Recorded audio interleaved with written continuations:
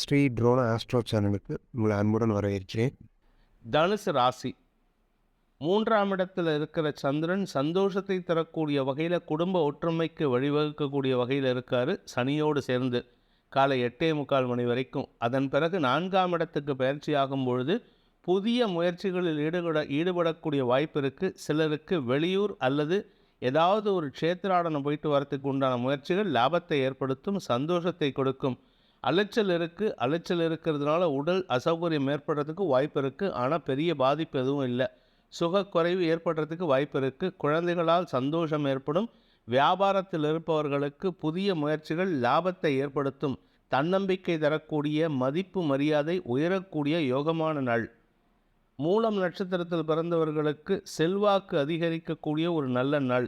ஆரோக்கிய விஷயத்தில் இருந்த குழப்பங்கள் நிவர்த்தியாகும். மருத்துவ உதவியின் மூலமாக சங்கடங்கள் விலகக்கூடிய வாய்ப்பு ஏற்படும். பூராடம் நட்சத்திரத்தில் பிறந்தவர்களுக்கு தந்தையுடன் இருந்து வந்த கருத்து மோதல் விலகி தந்தையுடன் இணைவதற்குண்டான வாய்ப்பு ஏற்படும். தந்தையின் ஆரோக்கிய விஷயத்தில் மட்டும் கொஞ்சம் கவனமாக இருந்துக்கோங்க. மற்றபடி நல்ல செய்திகள் வருவதற்கு வாய்ப்பு இருக்குது. வியாபாரத்தில் இருப்பவர்களுக்கு வளர்ச்சி ஏற்படும். உத்தியோகத்தில் இருப்பவர்களுக்கு பதவி உயர்வு கிடைப்பதற்குண்டான யோகம் ஏற்படும். வெளியூர் பிரயாணங்கள் சந்தோஷத்தை ஏற்படுத்தும். உத்திராடம் நட்சத்திரத்தில் பிறந்தவர்களுக்கு உத்தியோக மேன்மை ஏற்படுகின்ற ஒரு நல்ல நாள்.